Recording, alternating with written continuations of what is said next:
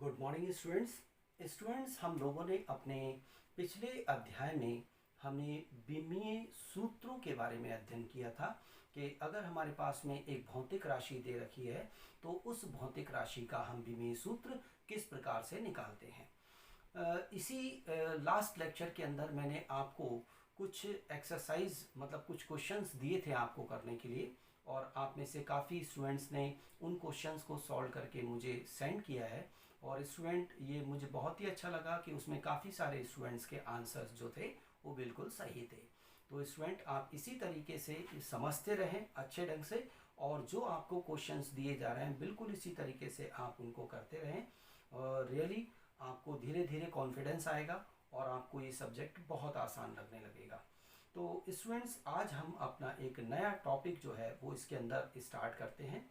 कुछ theoretical points हैं यहाँ पर, उनको हमें याद रखना है, और वो भी आपके इसी जो चैप्टर है विमाओं पर आधारित है। तो प्लीज़ आप लोग बोर्ड पर ध्यान दीजिएगा। तो स्टूडेंट्स, आज हम यहाँ पर अध्ययन करते हैं कि विभिन्न प्रकार के टॉपिक है हमारा विभिन्न प्रकार के चर तथा अचर। विभिन्न प्रकार के चर तथा अचर, इनका हम अध्ययन करेंगे यहाँ पर। ठीक है, तो यहाँ पर जो इनका अध्ययन करने जा रहे हैं वो हम किसके आधार पर करने जा रहे हैं? विमाओं के आधार पर। तो मैं यहाँ पर आपको लिख देता हूँ कि विमाओं के आधार पर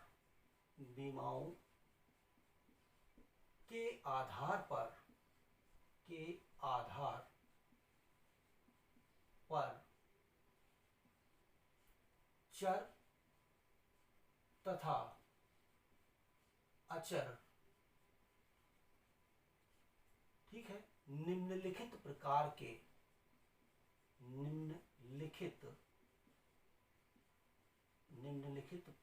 के होते हैं।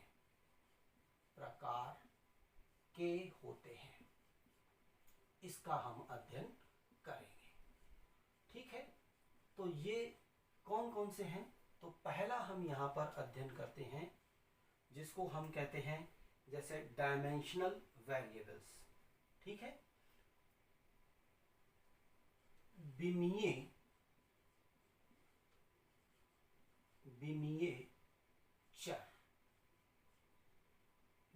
चर, ये हम यहाँ पर अध्ययन करेंगे। ठीक है, ये विमीय चर क्या होते हैं? राइट, मतलब जो आपके पास में जिन वैल्यूज जो है जिनकी बदलती रहती है। तो देखिए क्या है विमीय चर? वे भौतिक राशियां,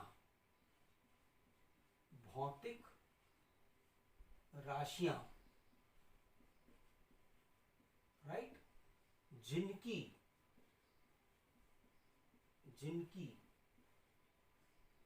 विमा होती है, यानी विमीय सूत्र हम निकाल सकते हैं जिनकी विमा होती है, और उनके मान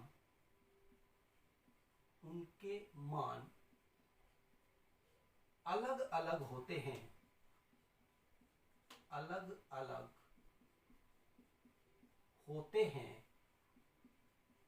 राइट, विमीय चर कहलाते हैं।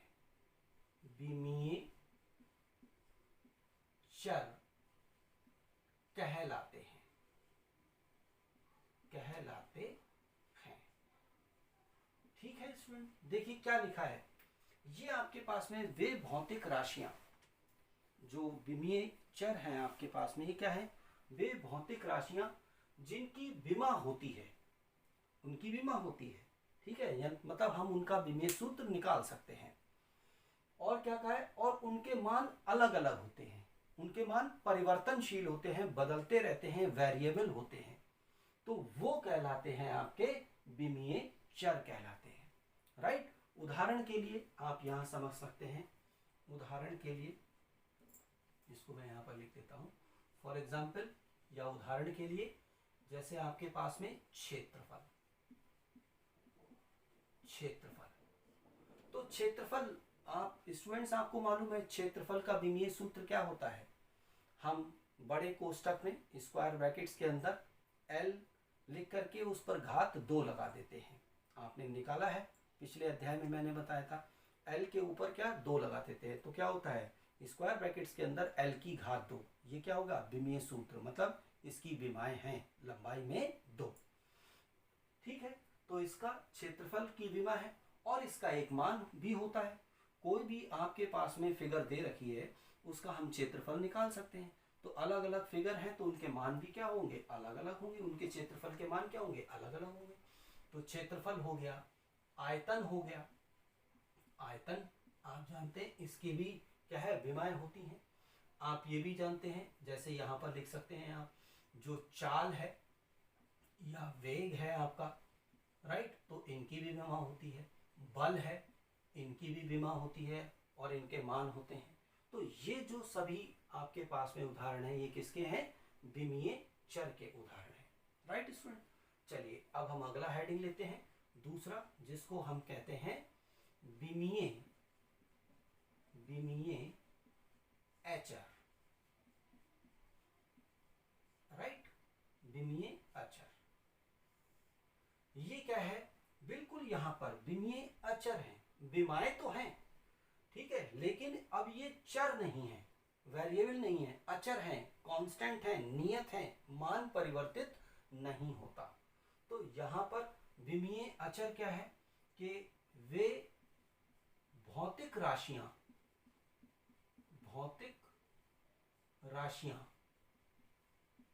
ठीक है, राशियां आपका जिनकी विमा होती है,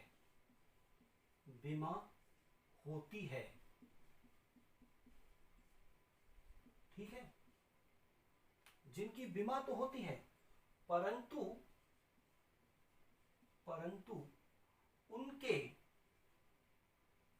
उनके मान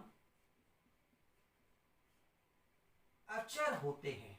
अचर मतलब नियत होते हैं, विमीय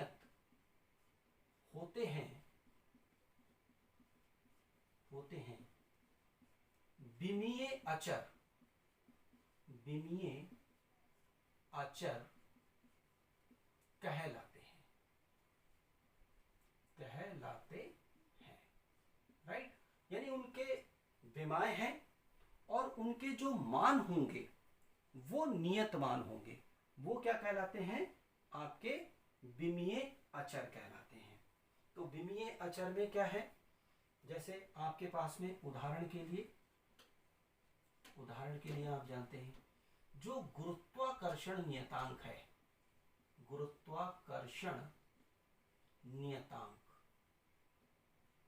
ये आपके पास में क्या है स्टूडेंट्स, ये विमीय अचर है। देखिए आपने गुरुत्वाकर्षण नियतांक का कल मैंने आपको बताया था, जो उसका विमीय सूत्र होता है।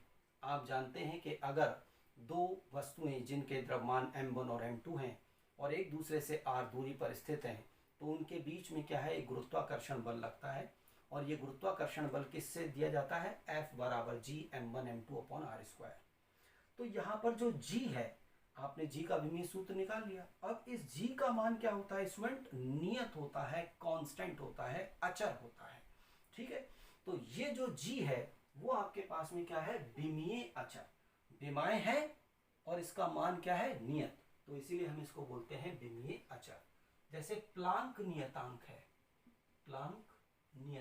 इसको आप आगे पढ़ेंगे, ये भी जो स्टूडेंट है आपके पास में क्या है, ये विमीय अचर है, विमा है और इसका एक नियत मान होता है, ठीक है। मतलब विमा नहीं, मतलब इसकी वैल्यू होती है एक, जैसे मैंने यहाँ पर गुरुत्वाकर्षण नियतांक के बारे में बताया था, ठीक है। अब हम अगला पॉइंट यहाँ पर लेते हैं, तीसरा पॉइंट जो है वो क्या है आपका, जिसको हम कहते हैं विमाहीन, विमाहीन चर, विमाहीन चर। अब आप देखिए यहां पर स्टूडेंट्स, विमाहीन चर ये क्या होते हैं? वे भौतिक राशियां, वे भौतिक राशियां, राशियां, राइट, जिनकी विमा नहीं होती, जिनकी विमा नहीं होती, जिनकी विमा नहीं होती, नहीं, विमाहीन है, विमा नहीं है, इसका मतलब विमा नहीं होती, ठीक है। और उनके मान, उनके मान, ठीक है, होते हैं, मान होते हैं, कुछ भी हो सकता है, मान होते हैं, होते हैं, राइट, को मतलब उनके मान होते हैं, अलग अलग मान होते हैं, कुछ भी हो सकता है, मान होते हैं, वो विमाहीन, विमाहीन चर कहलाते हैं, विमाहीन चर कहलाते हैं। इसको हम क्या कहते हैं? विमाहीन चर। मतलब उसकी बीमा नहीं है, लेकिन उसका, उस राशि की एक वैल्यू है, उसका मान है। जैसे उदाहरण के लिए, उदाहरण के लिए आप जानते हैं स्टूडेंट्स, कोण, कोण जो है आपके पास में क्या है? ये विमाहीन चर है। कोण का मान क्या होता है? 30 डिग्री भी हो सकता है, 60 डिग्री हो सकता है, 90 डिग्री हो सकता है, 90 डिग्री, 45 डिग्री हो सकता है। लेकिन अगर कोण की विमा आप निकालें तो कोण बराबर क्या होता है? चाप बटे त्रिज्या। अब चाप लंबाई और त्रिज्या भी लंबाई, तो लंबाई बटे लंबाई दोनों एक दूसरे को काट देंगे, तो कोण की कोई भी विमा नहीं होगी, लेकिन कोण का मान होता है, राइट। तो इसलिए हम यहां पर इसको लेते हैं। दूसरा विकृति, विकृति ये भी जो है आपके पास में, ये विमाहीन चर है। विकृति क्या होता है? लंबाई में परिवर्तन बटे प्रारंभिक लंबाई। तो लंबाई में परिवर्तन लंबाई है और प्रारंभिक लंबाई भी लंबाई है, तो लंबाई बटे लंबाई कैंसिल हो गए, क्या बचा? कुछ नहीं। तो इसकी कोई विमा नहीं है, लेकिन इसका मान होता है कुछ ना कुछ। तो ये क्या है? विमाहीन चर। अब इसके बाद में हम यहां पर लेते हैं अगला पॉइंट है, जिसको हम कहते हैं विमाहीन अचर, विमाहीन अचर, राइट। इसको आप ध्यान दीजिएगा क्या होते हैं। तो इसको अगर हम परिभाषित करें तो ये क्या है? वे भौतिक राशियां, भौतिक राशियां, राइट, जिनकी विमा नहीं होती, इनकी भी विमा नहीं होती क्योंकि विमाहीन है, जिनकी विमा नहीं होती, नहीं होती, ठीक है। अब परंतु उनके मान, परंतु उनके मान नियत होते हैं। नियत यानी आप इसको कह सकते हैं अचर, नियत अचर होते हैं, होते हैं, ठीक है। विमाहीन अचर कहलाते हैं, विमाहीन अचर कहलाते हैं, कहलाते हैं, राइट स्टूडेंट। यानी कि आपके पास में वे भौतिक राशियां जिनकी विमाएं नहीं होती, लेकिन उनका मान जो है वो नियत रहता है, मान नियत होता है, अचर होता है, उसको हम कहते हैं विमाहीन अचर। उदाहरण के लिए फॉर एग्जाम्पल आप यहां पर लिख सकते हैं, आप जानते हैं पाई। पाई क्या है आपके पास में? इसको अगर आप देखें, ये है पाई। तो पाई जो है वो आपके पास में विमाहीन अचर है, पाई का मान होता है 22/7, लेकिन इसकी कोई विमा नहीं होती, कोई इसका मात्रक नहीं है। ठीक है, तो ये जो है वो आपके पास में क्या है, विभिन्न प्रकार के चर तथा अचर, किसके आधार पर, विमाओं के आधार पर। तो स्टूडेंट इसको आप याद रखिएगा, ये क्वेश्चन पूछ लिया जाता है तो आपको इसका आंसर पता होना चाहिए, राइट। तो अब स्टूडेंट आगे इसके बाद हम अपना एक अलग टॉपिक लेते हैं, और ये टॉपिक है कि विमीय विश्लेषण के अनुप्रयोग। क्या है स्टूडेंट अगला टॉपिक, विमीय विश्लेषण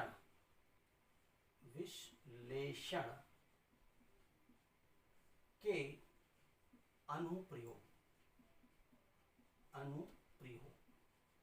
ये हम कहां पर इसको हम यूज में लेकर के आते हैं।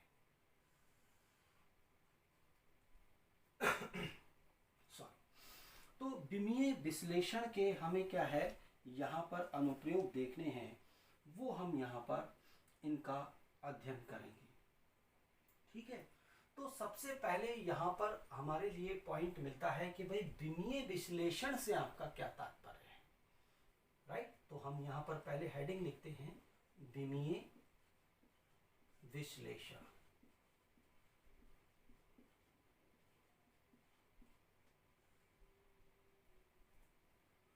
ठीक है, तो विमीय विश्लेषण क्या है स्टूडेंट, आप यहां पर ध्यान दीजिएगा, क्या चीज है, वह विधि,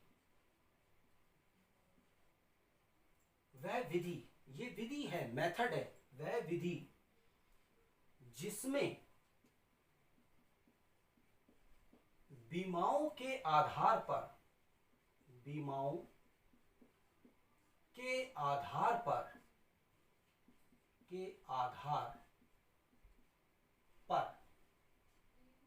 भौतिक घटना का अध्ययन किया जाता है,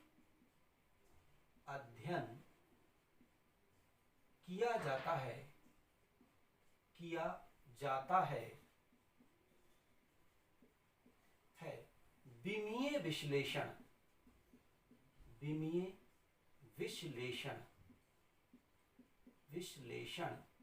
कहलाता है।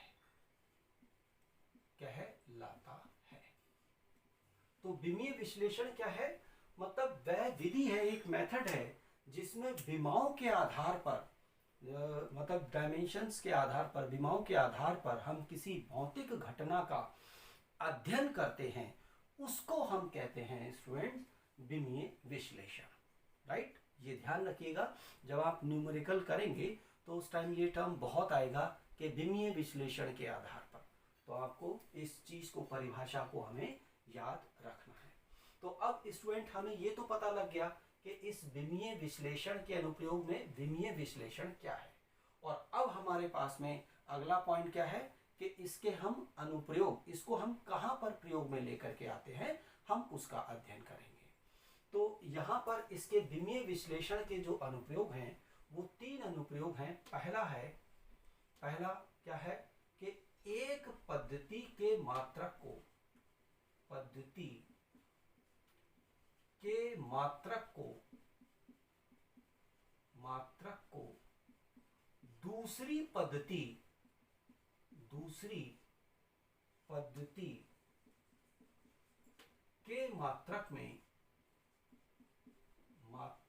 पद्धति के मात्रक में परिवर्तित करना। एक पद्धति के मात्रक को दूसरी पद्धति के मात्रक में परिवर्तित करना। स्टूडेंट इसका मतलब क्या है, इसको मैं ऐसे समझाऊंगा। आप सभी लोगों को गुरुत्वीय त्वरण के बारे में मालूम है, जिसको हम स्मॉल g से व्यक्त करते हैं। गुरुत्वीय त्वरण का एक नियत मान होता है, आप जानते हैं 9.81 मीटर पर सेकेंड स्क्वायर। तो मीटर पर सेकेंड स्क्वायर ये एक मात्रक पद्धति है, मीटर, जिसमें लंबाई को हम मीटर में और समय को हम सेकंड में मापते हैं। अगर मैं इस पद्धति को परिवर्तित करना चाहूँ, मैं चाहता हूँ कि इसको मैं सेंटीमीटर प्रति सेकंड स्क्वायर में जो है वो मापूं, तो यहाँ पर इसका मान क्या होगा आप जानते हैं, 981 सेंटीमीटर पर सेकेंड स्क्वायर। तो आप जो मीटर पर सेकेंड स्क्वायर है इसको सेंटीमीटर पर सेकेंड स्क्वायर में हम किस तरीके से परिवर्तित करेंगे वो हम इसके द्वारा कर सकते हैं विमीय विश्लेषण के आधार पर। तो ये इसका एक अनुप्रयोग आ गया कि एक पद्धति के मात्रक को दूसरी पद्धति के मात्रक में परिवर्तित करना। ठीक है। दूसरा पॉइंट स्टूडेंट्स क्या है, किसी दिए गए भौतिक समीकरण की या किसी समीकरण की भौतिक समीकरण या भौतिक संबंध की आप ये कह सकते हैं समीकरण की सत्यता की जांच करना, सत्यता की जांच करना। इसका मतलब क्या हुआ स्टूडेंट कि सपोज आपके पास में एक समीकरण दे रखा है, ठीक है, और आपको विमीय विश्लेषण के आधार पर आप ये बता सकते हो कि ये समीकरण सही है या नहीं है।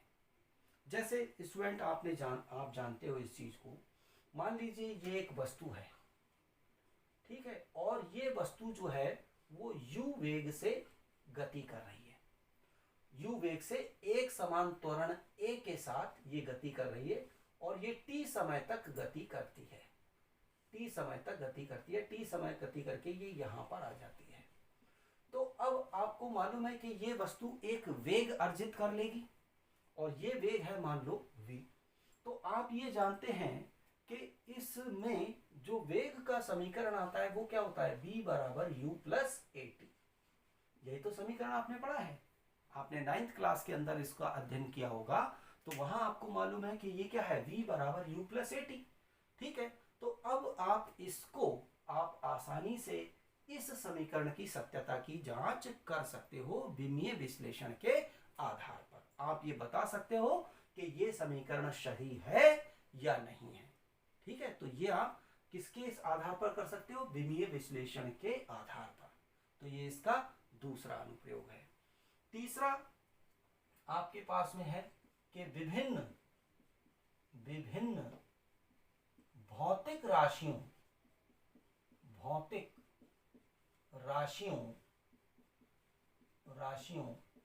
के मध्य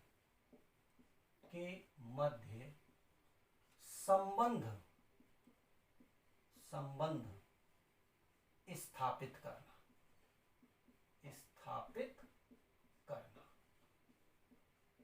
राइट। विभिन्न भौतिक राशियों के मध्य संबंध स्थापित करना। तो ये भी आप कर सकते हो। कैसे आप कर सकते हो, जैसे मान लीजिए एक वस्तु है, इसका द्रव्यमान है m और ये जो है वो v वेग से गति कर रही है, और गति करने पर इसके अंदर जो गतिज ऊर्जा है वो गतिज ऊर्जा इसके अंदर आ जाती है, गतिज ऊर्जा जिसको हमने कहा है E, गतिज ऊर्जा E आ जाती है। तो यहाँ पर गतिज ऊर्जा E, द्रव्यमान m और b में क्या संबंध होता है, तो स्टूडेंट इनमें आप जानते हो E बराबर, या आप इसको काइनेटिक एनर्जी भी कह सकते हो, तो ये बराबर होती है, हम इसको ऐसे लिख लें, काइनेटिक एनर्जी। तो काइनेटिक एनर्जी यानी गतिज ऊर्जा बराबर हाफ mv²। तो ये संबंध भी आप स्थापित कर सकते हो। ठीक है। किसके आधार पर, विमीय विश्लेषण के आधार पर। तो स्टूडेंट ये बहुत ही इंपॉर्टेंट टॉपिक है। आज का लेक्चर मैं यहीं तक रखता हूँ। आज मैंने आपको जो पढ़ाया है उसको आप अच्छे ढंग से समझें और उसको याद करके रखें। आप रियली इस चीज़ को रियलाइज करेंगे कि धीरे धीरे आपके अंदर कॉन्फिडेंस आ रहा है, आपको चीज़ें समझ में आ रही हैं, राइट स्टूडेंट। तो आप इसको अच्छे ढंग से याद कर लीजिएगा और इस लेक्चर को मैं यहीं तक रखता हूँ। Thank you student, thank you very much. और हाँ स्टूडेंट, एक चीज़ और, अगर कोई डाउट हो तो प्लीज़ आप उसे मेरे व्हाट्सएप नंबर पर ज़रूर भेज दें। Thank you student, thank you very much.